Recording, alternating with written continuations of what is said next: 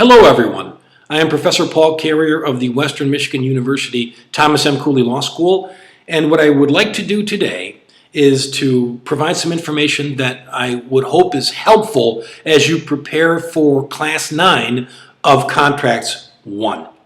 Okay? First, let's deal with the main points of what I would like to accomplish today and this week. First, we are now in a new area of contracts law. We spent the first 8 weeks, up to last week, dealing with formation. And if we decide that there is a formation, we have a contract, we have a set of binding obligations. Take a breath. Understand you have a contract, it's formed, right? Otherwise, you don't get to the point where we're leading to now. And as you take a breath and say there's a formed contract, then you ask yourself, is there a breach? Did somebody not fulfill his or her requirements of the contractual relationship? And at least this term, we do not focus much on breach. We basically tend to presume it. So you check formation, then you look to see if there's a problem. If there's a problem, you presume breach. And when you presume a breach, you look at which party did it, and then you look at the damages. And that is what we're going into for the remainder of this course, minus 1 week. We spend 1 week in week 13 on some defenses. But right now we've got contract formation, we've just finished. Breach, we don't cover right now. Damages, if there is a breach, is what we are doing right now. Okay? So, again, we are skipping the breach aspect. If you see a fact pattern on an exam, okay, in Contracts 1, there will be formation issues potentially, and then there will be damage issues, and the breach will be very short, and you should probably presume it, because we do not spend a lot of time on what is and is not a breach, not in Contracts 1. Okay? Let's talk about the goal of damages law in contracts. The goal is to put the non-breaching party in the same position that he, she, or it would have been in had the contract been fully performed. So if the person pays a deposit and the contract fails, maybe he, she, or it gets the deposit back. If he, she, or it rented a moving van for the contract. I need the van to move the apples. You don't have the apples. I've already paid for the rental van. Then the party might be entitled to the recompense for the rental of that van because he or she relied on a contract working for that expenditure. Okay? It gets a little bit more dicey when it comes to profit. You sell me the apples, and with the apples I make pies, and my pies make $1 million profit. Is the apple seller responsible for the loss of $1 million profit? That is a little bit more tricky, and to be honest, we deal with that really in the next 2 weeks, classes 10 and 11. Okay, and we believe it, we'll get there. But if, for example, you are going to make a big profit. Somebody gives you the widgets. You take the widgets, put them into your product, and your product sold with the widgets in it would make you $1 million profit. In the appropriate circumstances, you can ask for that $1 million if you lost that $1 million because of the widget maker's breach. And we're going to learn next week that that has to be understood by the other party. So if the widget maker knows you're going to lose $1 million profit on a separate contract, and he or she still breaches, then you might be able to demand that that breaching first party who makes the widgets pay the $1 million. Let's not get too far ahead of ourselves, though. I promise you we'll cover it a little bit more next week. There are two main types, main categories of damages, one of which we do not spend much time on in this class. And yet, you must understand its existence. You must know of its existence and have a basic idea of how it works. It's not the most important part of this class, and yet you need to understand it at least enough so that we can move forward. And it is the concept that there are two basic types of damages. There are the legal damages, which, if not exclusively, nearly exclusively, contemplate cash, money. This is what I paid. This is what I gave as a deposit. This is how much money I lost when you failed. I want that back. I don't need the thing. I want the cash. You hurt me to the tune of X number of dollars. Those are legal damages. Those are money damages. You could say either one. Okay? But they are legal. And so we contrast the legal damages with equitable ones. Equitable are the kind that courts are empowered to grant, but that are a little bit more complicated. The idea is that if someone causes you harm and they pay you money for the harm, that's not a big deal. It's just money. But what if the court says to a breach or a breaching party, stop. You cannot sell those goods to Mr. X. You have a contract and you must sell them to Mr. Y. Right? That's an order for between one human with legal authority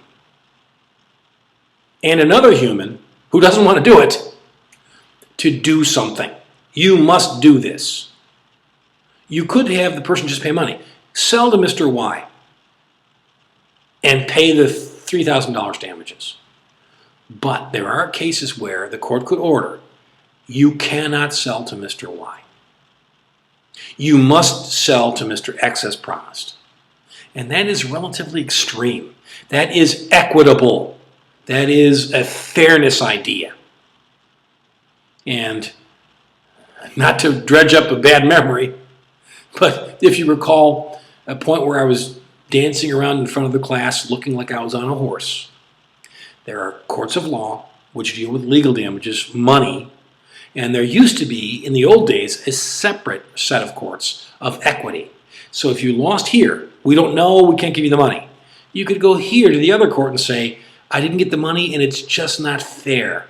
King, Chancellor for the King, please tell him he can't sell it to Mr. X. Okay? That equitable damage with separate courts on different sides of town, which requires the riding of the horse, by the way. That's a big part of the game. Now, courts can do both in the same court.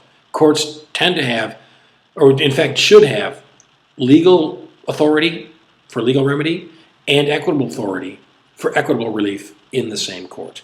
In Michigan, by the way, those two courts were merged in the auspicious year of my birth, 1963. So now one court can issue one love, either legal damage or equitable. But as I go into equitable, I'm belaboring the point now because this is the one that we don't want to focus on too much. But you need to understand that distinction, please. Sometimes the court makes you do something, that's probably equitable. Sometimes the court makes you pay the money for the damage, that's legal.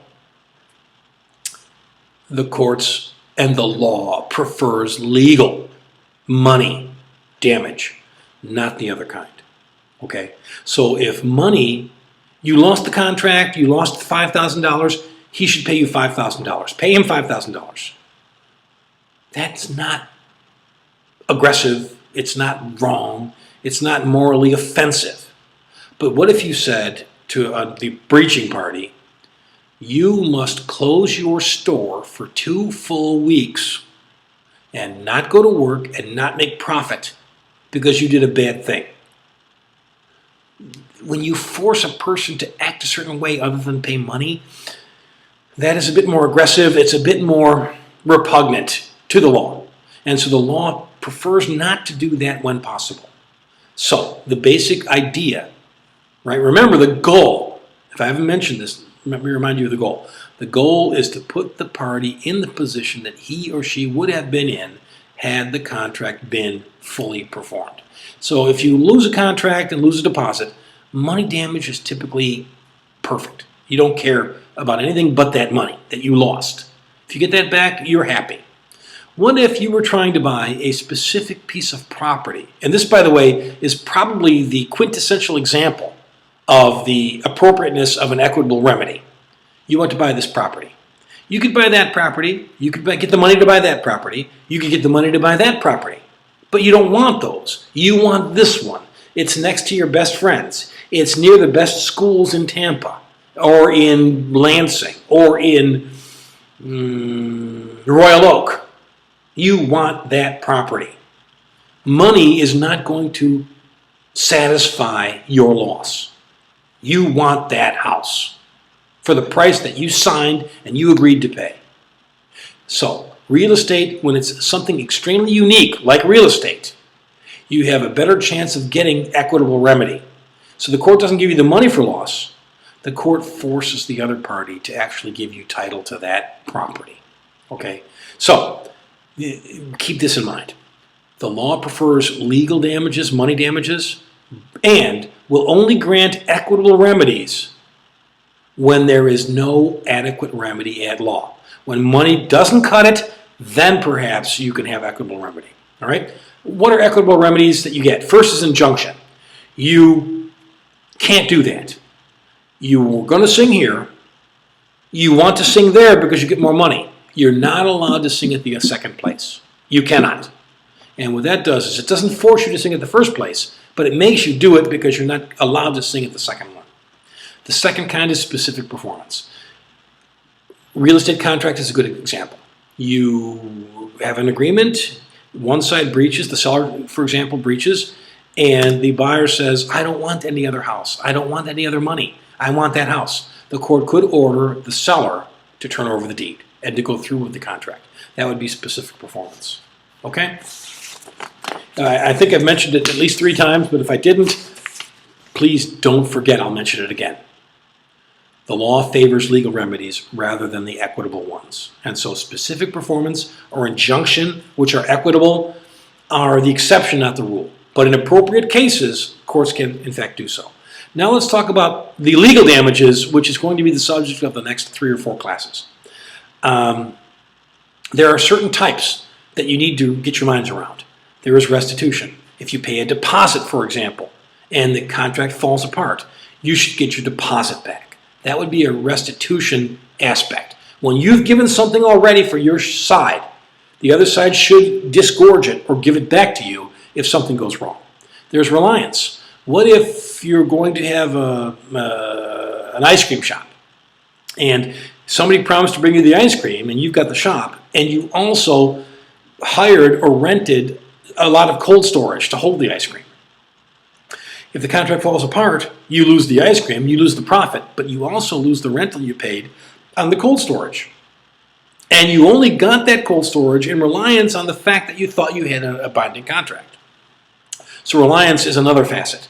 Then there's compensatory, and those are the things that are, it's the largest category that often includes restitution, often includes reliance. By the way, that is probably the most complicated aspect of determining legal damages. It's complicated, so I'll try to make it as clear as I can. But going forward, incidental and consequential damages, you lose another contract, you lose a profit, something like that. Those would be compensatory things. Doctor, or you breached the contract, and without that thing, I got hurt. My doctor bills are caused by your breach. That would be an example of a compensatory damage. By the way, there's a question with regard to the Hawkins case, Hawkins versus McGee, and I will ask it in class, but let me tell you a quick secret. If you look at the Sullivan v. O'Connor case, the question after the Hawkins case, it asks, I think it's question 2, asks what kind of damage is this, or this. It is basically answered in the text that's provided for the Sullivan versus O'Connor case. So don't be fooled. It's there. Finally, and quickly, there are common law damages, right? We've talked equitable or legal, and there are UCC-based damages. The Uniform Commercial Code has created specific provisions and damages, and they're relatively similar, but there are some unique differences we'll talk about in class. Thank you.